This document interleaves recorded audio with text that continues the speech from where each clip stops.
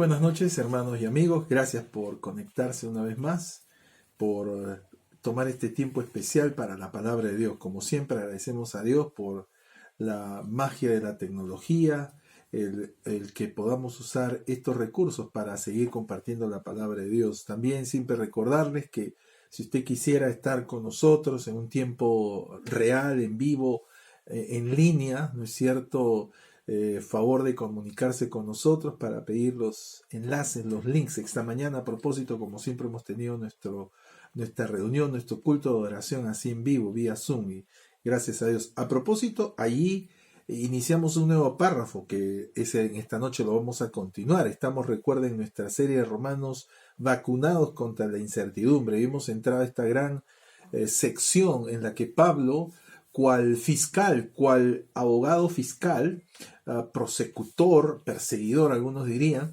está cual en un foro, en un juzgado, y está acusando a toda la humanidad, demostrando que está en condena, en una condenación, bajo condenación. Y ha empezado a detallar los cargos. Así que en el párrafo de esta mañana, si usted no nos acompañó, le digo, hemos visto las consecuencias espirituales que esta trajo, ¿no? La idolatría. Ya habíamos mencionado anteriormente el jueves, por ejemplo, la imaginería, algo muy evidente de la idolatría, pero la idolatría es todavía mucho más grande. Así que el animo está grabado, usted puede encontrar el estudio. En esta noche seguimos en esta misma línea, estamos en un nuevo párrafo, un párrafo pequeño. En la mañana tocamos uno, ahora tocaremos otro. Romanos 1, 26 y 27. Sin embargo, va a estar bajo la misma pregunta. ¿Qué repercusiones trajo la rebelión de la humanidad? En la mañana, reitero, vimos las repercusiones espirituales. En esta noche vamos a ver un campo muy sensible, ¿no? Que muchas veces en el mundo común y corriente no es visto como tal, pero veremos que es una repercusión de dicha rebelión. Y continuamos con nuestro título, que en contraste con la revelación, más bien esta es la gran rebelión. La rebelión es un acto consciente, voluntario, con alevosía, premeditación y ventaja. Y vamos a ver en esta noche qué otras repercusiones tuvo. Acompáñenme en unos instantes de oración. Gracias te damos por tu palabra, amado Dios, que nos revela cual escáner poderoso la verdadera realidad de nuestra enfermedad espiritual llamada pecado, que cobra otros nombres, cuyas consecuencias se dan en diversos ámbitos. Sin embargo, la misma raíz es pecado. Y sin embargo, gracias a ti que tú has revelado el antídoto para dicha enfermedad espiritual. Bendice este tiempo con tu palabra y a cada uno que están conectados y que han de ver a posteriori este estudio. En el nombre de Jesús. Amén. ¿Qué repercusiones trajo la rebelión de la humanidad? Vamos a ver aquí otras repercusiones, ya usted se dará cuenta, en dos grandes partes. Vamos a ver cómo, en dos versículos 26 y 27, vamos a ver cómo en primer lugar Dios los dejó bajo sus propias pasiones vergonzosas. O sea, los dejó, ya que ellos buscaron esto, les dejó bajo sus pasiones vergonzosas. Dice el versículo 26, por esto, por lo anteriormente visto, por causa de su consciente e intencional desvío, Dios los entregó a pasiones vergonzosas. Ahí está la declaración. Dios los dejó bajo sus pasiones vergonzosas. Ahora, cuando aquí dice pasiones vergonzosas, es una palabra que connota, obviamente que no trae ningún tipo de dignidad, ningún tipo de prestigio, de honra, todo ello. Ahora, en cada cultura hay niveles de esto, pero el tema está hablando de esto, ¿no? De pasiones, de deseos tan desenfrenados que producen deshonra.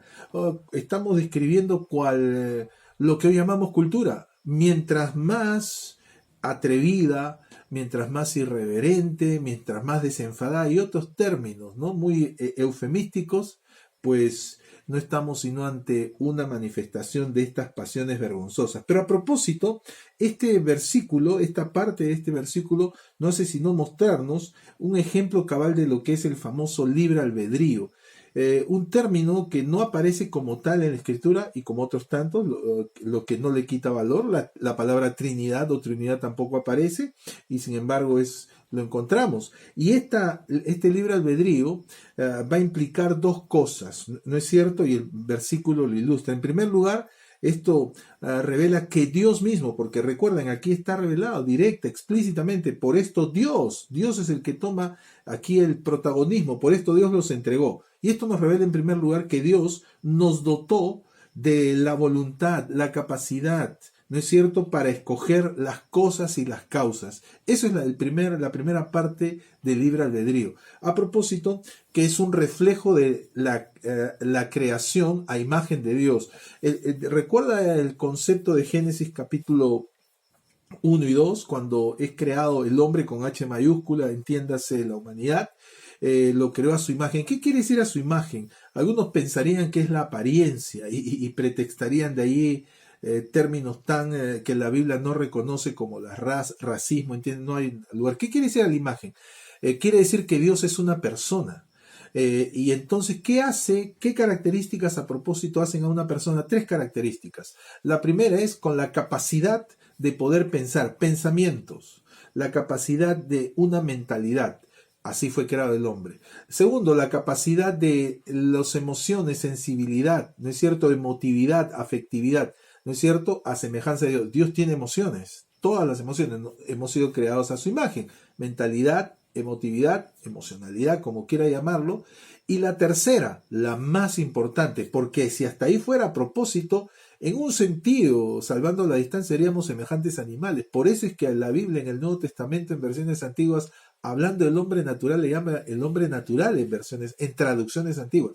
Pero ¿qué es el distintivo? Repito, además de mentalidad, además de sensibilidad o afectividad, la capacidad de decidir, el ejercicio de la voluntad, el aspecto volitivo, así se dice, con voluntad. Dios tiene una voluntad y así hemos sido creados. Entonces, volviendo al concepto del libre albedrío, Dios nos dotó con esa capacidad, con esa voluntad de escoger las cosas y las causas. Esto es algo que aún en algunos ámbitos cristianos no es reconocido. Y seguramente con algo de razón al pensar en que el hombre con la caída perdió esta capacidad. La caída como tal, fue una caída, no fue un aniquilamiento ni una destrucción. Pero esto es materia de otro momento. Pero aquí dice Dios les entregó. Sí, ¿nos recuerda? Entonces, el hecho de que el libre albedrío implica la capacidad, la voluntad de escoger las causas. Somos nosotros quienes decidimos, sencillamente. Segundo, el libre albedrío implica que Dios nos dejó con la responsabilidad de enfrentar las consecuencias. O sea, no es solo el hecho de decidir y escoger, sino enfrentar las consecuencias. Ese es el libre albedrío. Por eso usted y yo somos responsables de nuestras decisiones. Repito, usted y yo somos responsables de nuestras decisiones. Yo soy 100% responsable de mis decisiones. No es responsable alguien más de mi familia, no es responsable algún miembro de la iglesia, un pastor, no es responsable ni el gobierno. Yo soy 100% responsable. Por lo menos en mi parte de responsabilidad. Tampoco soy responsable de todo. Así que eso implica el libre albedrío. La capacidad, la voluntad, el ejercicio de dicha voluntad como reflejo de la creación de Dios para escoger y asumir las consecuencias. Por eso un día estaremos frente a Dios dando cuentas de eso. Dando cuentas de qué hicimos con ese libre albedrío. Así que en esta noche, una cosa es hablar a propósito de culpabilidad y otra responsabilidad. Culpabilidad, esa sensación ante un hecho en lo cual otros nos acusan. Hay personas u otros están acusándonos o nos sentimos acusados. No nos sentimos que hemos tenido alguna participación. En cambio, la responsabilidad es cuando, sin que la necesidad que nadie nos acuse o indique o llame, uno mismo, cada uno de nosotros dice, sí, yo soy consciente, soy responsable. Así que la culpabilidad es lo que usa vez tras vez Satanás. Usted se ha sentido acusado, usted se siente acusado, ha experimentado acusación, algunos lo han acusado, a veces algunos podemos actuar como acusadores, cuidado, sí, pero no es sino el mismo Satanás usando eso. Otra cosa es diferente, es cuando tenemos responsabilidad. Esto es lo que produce Dios, Dios Espíritu Santo, nos da convicción de pecado. Eso es en primer lugar. En segundo, es que probablemente en esta noche usted esté pasando por algún tipo de problemática, algún tipo. Desde que somos parte de la raza humana, de la humanidad, estamos enfrentando problemas, nacemos para enfrentar problemas y estamos pensando de repente alguien tuvo que tener la culpa, siempre alguien más, no nosotros. Y en esta noche, a propósito, ¿a quién culpamos?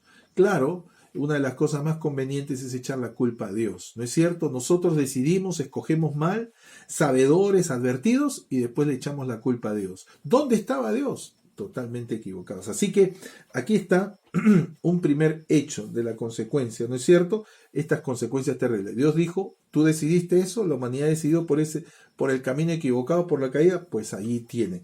En segundo y último lugar, la humanidad dejó sus patrones vitales. No fue todo eso. A más de lo que Dios ya había decidido, la humanidad dejó sus patrones vitales.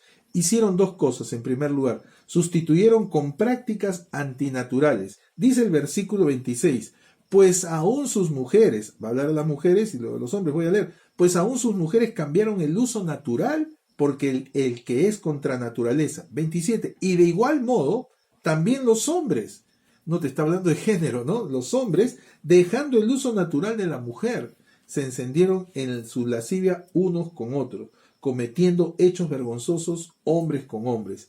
Así que ahí está, sustituyeron con prácticas antinaturales. Ya no fue más mujeres con hombres, hombres con mujeres, ahora fueron mujeres con mujeres. Cambiaron, sustituyeron, implementaron, promocionaron, se jactaron, se enorgullecieron de prácticas antinaturales. La rebelión espiritual rompe todo tipo de relaciones personales, ya lo dijimos, el pecado es la tijera que usa Satanás para cortar, malograr, corromper estas relaciones. No solo entonces el pecado cortó nuestra espiritualidad, no solamente, sino corrompió hasta nuestra misma sexualidad. Así que, ¿qué repercusiones? Recuerda que en el párrafo anterior de esta mañana hemos visto las consecuencias espirituales. Aquí estamos viendo consecuencias literalmente sexuales, interpersonales, un tema tan sensible, tan vívido, ¿no es cierto? Entonces corrompió el pecado nuestra propia sexualidad. Al perder la imagen divina, al pecar en la caída, al perder la imagen divina, perdimos también, se perdió la identidad genuina. Hoy por eso las mujeres y hombres no se saben más mujeres y hombres. Los hombres no se ven como tales hombres ni las mujeres como tales mujeres. Hoy esta, según algunos postulan, se construye, resulta así. Imagínense. Y esto es lo que le damos crédito. Hemos perdido totalmente nuestra identidad. Corrompieron el uso natural con el abuso, corrompieron el uso natural con el abuso contranatural. Y aquí está uno de tantos pasajes en los cuales la Biblia declara que la homosexualidad no es sino cuando permitimos que la pecaminosidad afecte, altere nuestra sexualidad. El problema no es la sexualidad dada por Dios. El sexo, Dios lo creó, lo que llamamos sexo, sexualidad, si se quiere. Es una de las cosas que Dios mismo lo inventó, no fue la sociedad.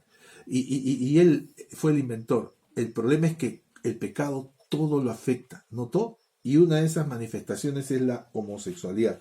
Qué terrible, ¿no? Hoy eso no es más pecaminosidad, a la vista de muchos, ¿no? De nuestra cultura. Es más bien signo de distinción, de avance, de liberación. ¿Liberación o condenación? ¿Liberación o total esclavitud? Mire lo que dice Dios. Y es uno de los temas sensibles porque en estos ámbitos, y en otro momento podemos hablar, si usted no menciona y está de acuerdo en todo lo que dicen, usted más bien es calificado, condenado como enemigo homofóbico, se dice así. Le recuerdo que es lo que dice la Biblia, tampoco no es el único pecado, tantos otros pecados.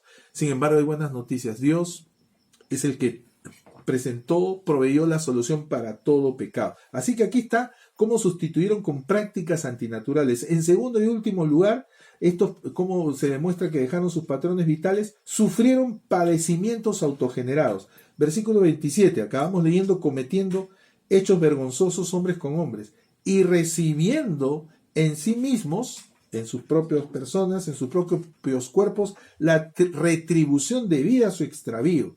Por eso hemos puesto padecimientos autogenerados. Todo pecado, recordamos este principio, tarde o temprano, produce padecimientos, produce patologías, para usar otro término. Así que sí, muchas de las enfermedades comunes y corrientes tienen un origen espiritual, la ruptura de algún principio espiritual. Hemos mencionado esto en otras oportunidades, si usted no ha oído lo sabe. Así que todo pecado tarde o temprano produce una enfermedad. Repito, todo pecado tarde o temprano produce una enfermedad, aunque no toda enfermedad es producto de pecado. Y aquí está, nos recuerda, por ejemplo, que recibieron la retribución a su rebelión. Y aquí está un tema, ¿no? Sensible, ya lo dijimos, la sexualidad. ¿Ha escuchado de las ETS, enfermedades de transmisión sexual? Fruto de eso. ¿Ha escuchado del SIDA? Si sabe, el SIDA no es originario producido por el hombre. Es una enfermedad, es un virus terrible, el cual tuvo que ver relaciones no solo pervertidas que hemos visto aquí antinaturales, sino donde me dio relaciones hasta con animales. Si usted conoce, sabe a qué me refiero. ¿Ha escuchado del COVID-19? Se dice que esto fue producto de una enfermedad ajena al hombre y que pasó del animal y llegó hasta el hombre. ¿Notó? Ahora estamos hablando entonces de padecimientos y patologías autogeneradas. Nosotros mismos somos nuestros enemigos. El hombre es el lobo del hombre. Imagínese usted, ¿quién tiene la culpa? Una vez más, ¿a quién le queremos echar la culpa? Una de las más fáciles socialmente hablando, al gobierno. No, nosotros somos responsables. Así que en esta noche no ganamos nada con buscar culpables. Ya es algo el reconocer nuestra parte. Recuerde, sin embargo, necesitamos también nosotros ser cabalmente conscientes. Quién sabe, muchos de esos problemas que hoy sufrimos son la cosecha de malas decisiones. ¿Qué hay que hacer? Hoy tomar nuevas decisiones que mañana puedan transformarse en buenos resultados, en una buena cosecha. La mejor que en este día he hecho, el poder separar este tiempo para escuchar lo que dice la palabra de Dios. Así que le anticipo que hay alguien, no es algo, no es un grupo, es una persona, alguien que es la solución, se llama Jesucristo. No le digo una religión una vez más, no. Le hablo de una relación con Cristo. No le hablo de el cristianismo, no, le hablo de Cristo. En esta noche usted puede experimentar el total cambio. No este intercambio pecaminoso, sino el cambio que produce solo Cristo, la regeneración para nuestra degeneración. Ponga su confianza en Él. Señor, te damos gracias por este tiempo que nos recuerdas las consecuencias del pecado, de la caída, del desvío espiritual. Y hoy más que nunca podemos ver eso a nuestro alrededor, en cada ámbito personal, familiar, social, nacional y mundial. Y Señor, sabemos que para esto apareció el Señor Jesucristo, para deshacer las obras del diablo. Pero Señor, como hemos recordado, tenemos un libre albedrío y estamos cosechando, quién sabe, lo fruto de nuestras malas decisiones. Necesitamos tomar buenas decisiones. Esto es comenzar a confiar en Cristo como nuestro suficiente Salvador. Señor, habla a aquellos que así lo necesiten. En el nombre de Jesús. Amén.